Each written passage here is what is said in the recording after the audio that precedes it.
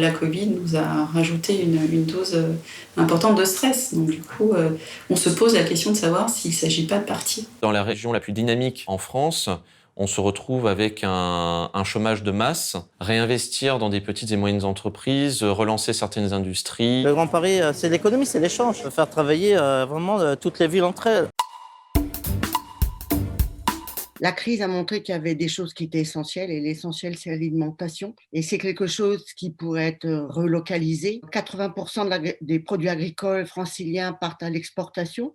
Je pense qu'il faudrait réorienter ça. Et dans quelle mesure on ne pourrait pas, pour développer l'activité économique de proximité, avoir un plan de développement lié à toutes ces stations et toutes ces gares du Grand Paris Express? Depuis 1 an, on voit à quel point les habitants se sentent appartenir à leur territoire, ils sont prêts aussi à contribuer, ils portent aussi les solutions qu'il faut qu'on recherche derrière. Le travail métropolitain, c'est d'abord de construire la métropole des jeunes. Je pense qu'on a beaucoup à apprendre aussi de la manière dont ils perçoivent les choses et dont ils peuvent se projeter dans l'avenir. C'est une crise très particulière, des secteurs d'activité qui souffrent et d'autres secteurs qui, au contraire, explose. C'est une crise sanitaire qui a des conséquences économiques. Non seulement on est présent pour les aider à traverser cette période difficile, et en même temps on essaie de les aider tout de suite pour mettre en œuvre le plan de relance sur tous les aspects qui sont de votre compétence. Nous, on doit construire 39 000 logements par an, on s'y attelle à la métropole, et nous sommes engagés à le faire, et on a besoin de trouver des solutions.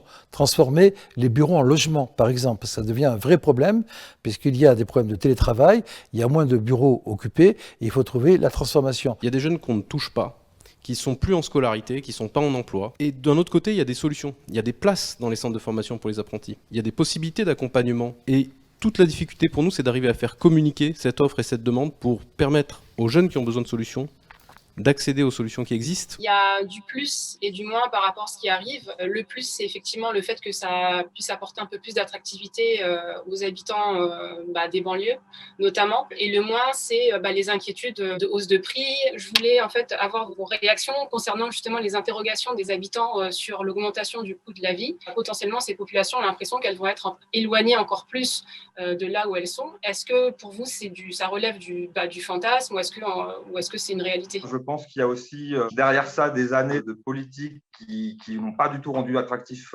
Paris et la région, notamment au niveau des transports. Sur un temps de trajet pour aller dans l'Essonne, pour aller dans le 93, 20 ans après, je mets 3 fois plus de temps. Effectivement, l'inégalité, c'est quelque chose que je ressens parce que notamment au niveau des étudiants qu'on accompagne, il y en a certains qui souffrent de l'isolement, mais qui finalement se disent si je peux gagner 2 heures, pour certains 3 heures de route dans ma journée, est-ce que je ne vais pas rester chez moi malgré tout ? On a parlé du rééquilibrage des territoires, c'est le rôle de la métropole. Nous avons mis en place les conditions de ce nouveau développement de nos territoires qui soit à la fois respectueux de l'ensemble des communes, respectueux également de nouveaux équilibres écologiques. Donc je crois que nous sommes plutôt sur la bonne voie. C'est vraiment très important effectivement de pouvoir transformer cette crise en opportunité et regarder effectivement comment on peut rebondir. Il faut aussi se rappeler cette capacité d'innovation avec une concentration de recherche, d'universités,